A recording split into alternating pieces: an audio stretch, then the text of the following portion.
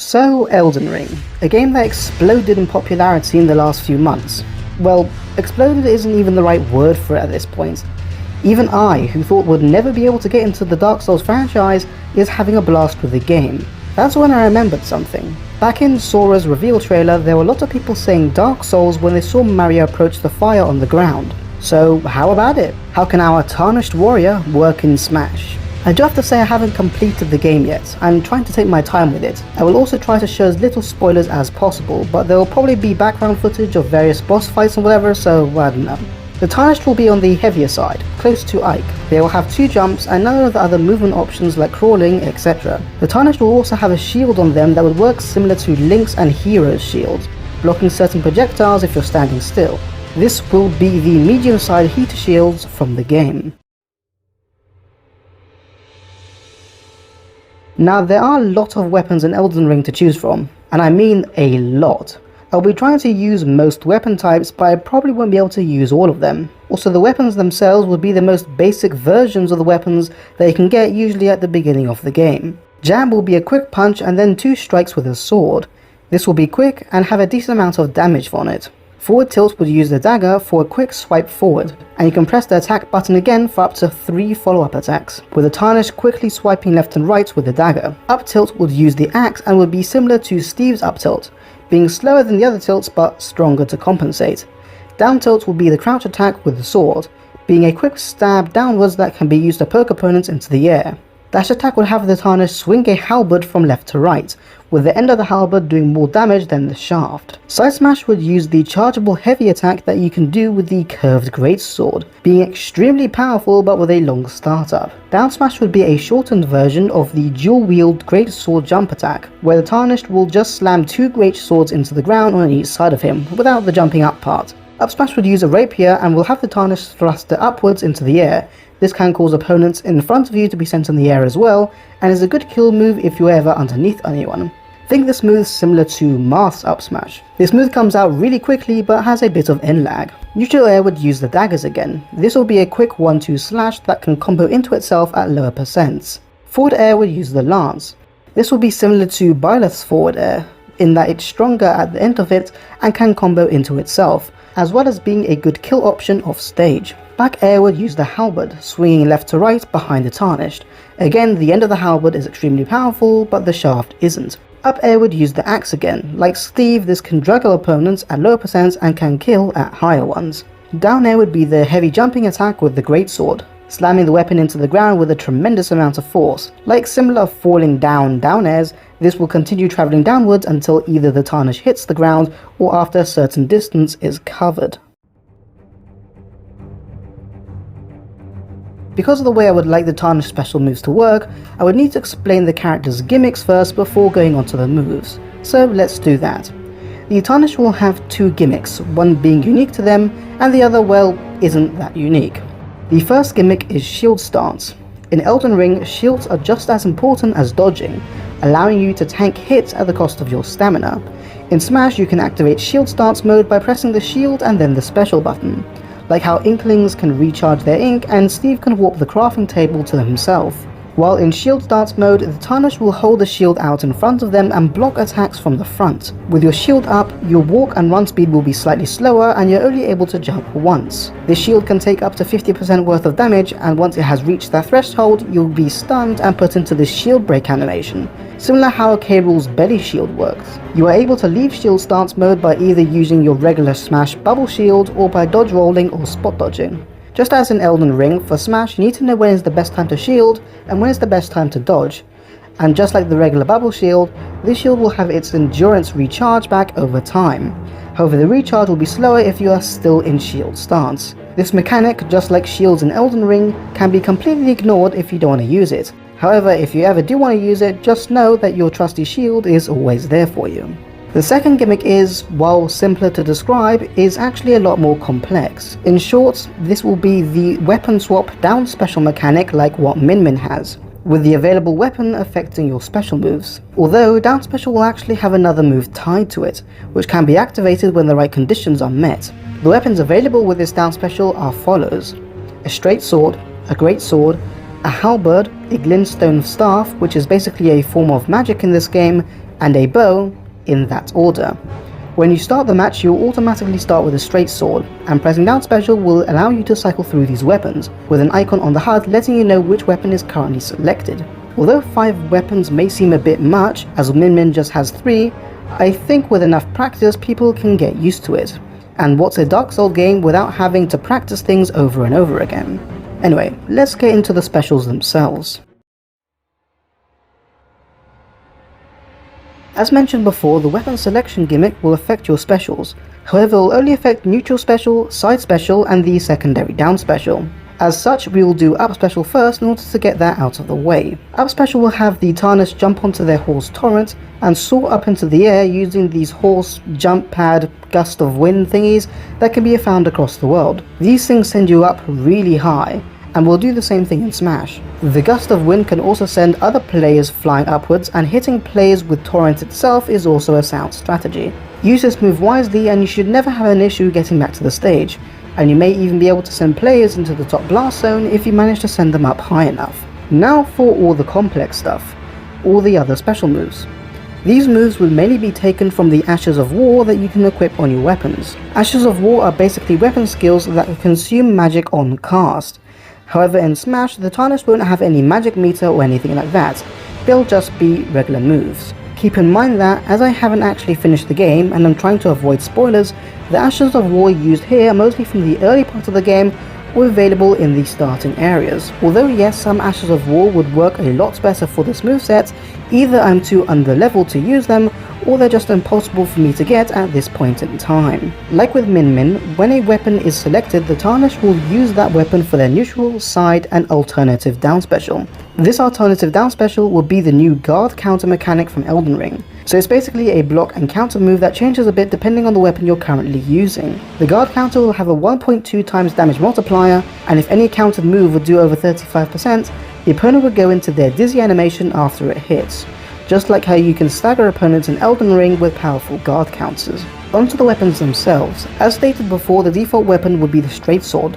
Its neutral special will use the Ash of War Bloody Slash. This is a fast move with a lot of range and damage, but doesn't have much knockback, and you take 5% worth of damage for every use. The animation for this in-game has the sword covered in blood during this move, so it'll probably have to be censored for Smash. How would they censor this? I'm not entirely sure though. It's not like Joker's final Smash where it's covered up anyway, but I'm sure they'll figure something out. Side special would be Bloodhound's Step. This skill is a fast dodge that makes you invisible for a bit while using it. This is a really good skill in Elden Ring, as it makes it easier to dash around opponents and avoid their attacks. In Smash, it can help you get out of tough situations or trick opponents by attacking from behind them. The sword's down special guard counter will be taken straight out of the game, swinging the sword around and hitting the opponents from above, sending their opponents in a high angle forward. The next weapon is the Great Sword. Its neutral special would be Gravitas. This will have the Tarnished plunge their sword into the ground, creating a gravity field. This will have super armor on the plunging part of the move. The gravity field will deal damage to opponents and then pull anyone in its AoE towards you, staggering them for a second, allowing you to follow up. Side special would be Stamp Upward Cut. This, as the name implies, will have the Tarnished stamp their foot into the ground and then perform an upward slice with the Grey Sword. The stamp part of the move will keep closer opponents locked in place to follow up with the second part of the move. The down special guard counter will have the Tarnished lift the Great Sword up into the air and then slam it back into the ground, just as in the game. This move will launch opponents at a low angle.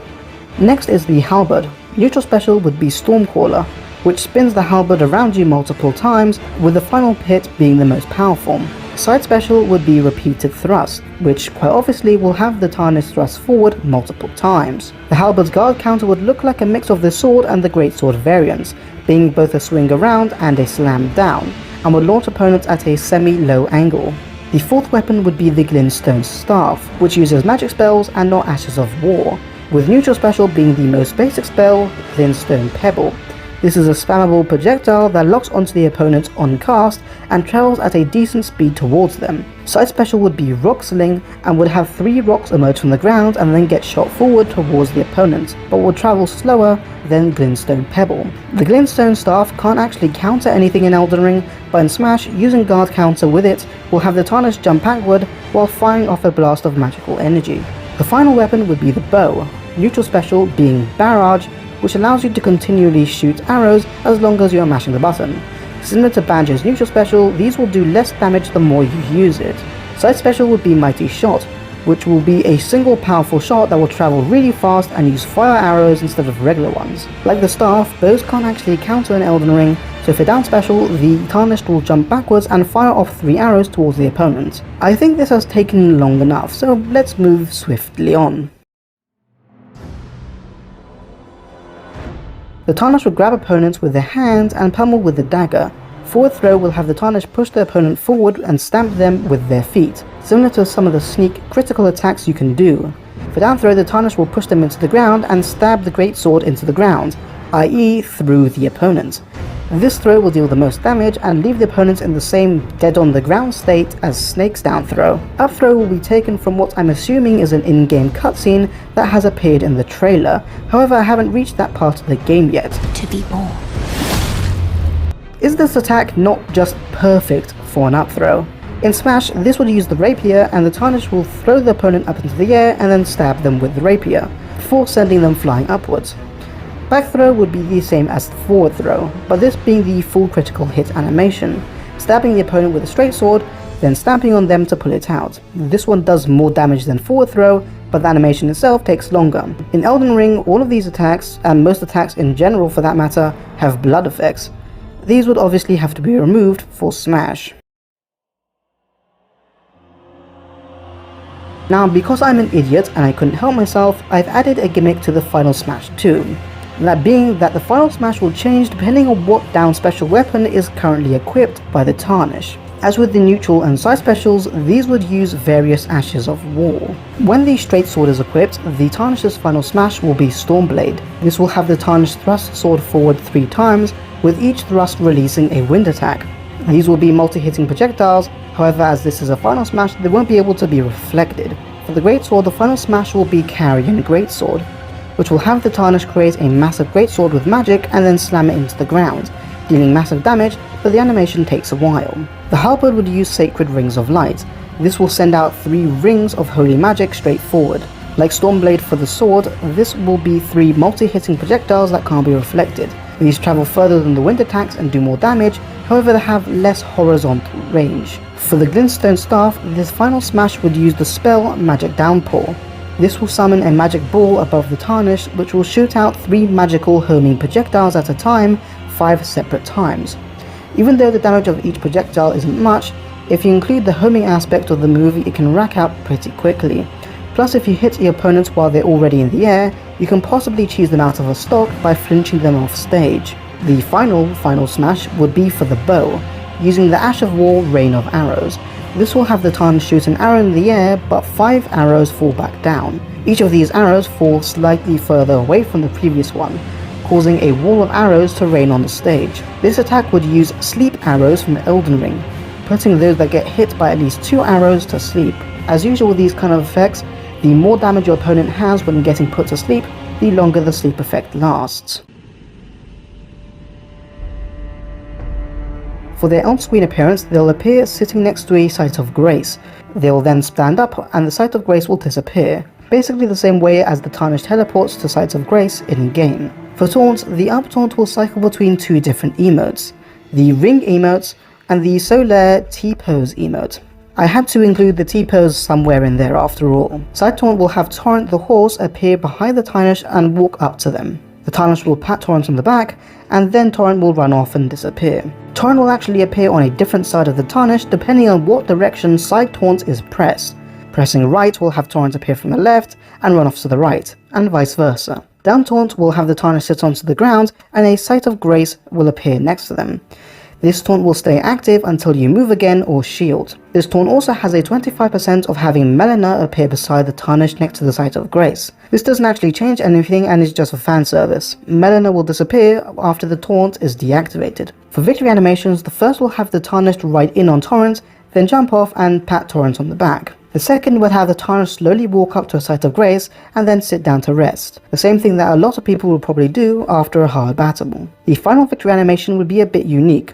This will have the Tarnish run forward and perform a powerful strike with the greatsword. They would then slowly put the sword away and the enemy failed notice would appear on screen, same as in the actual game. It will disappear after a few seconds while the Tarnished continues to do a pose. Costumes would actually be pretty easy, as we can pull from the various classes that you can choose from at the start of the game. There are 10 classes to choose from in Elden Ring, however we only need 8 costumes for Smash. So from these 10, I'll be removing the Prisoner, which is probably a bit too much for Smash, and the Wrench, because you know the character is basically naked. The rest of the costumes will swap between the male and female variants, similar to some of the Fire Emblem characters.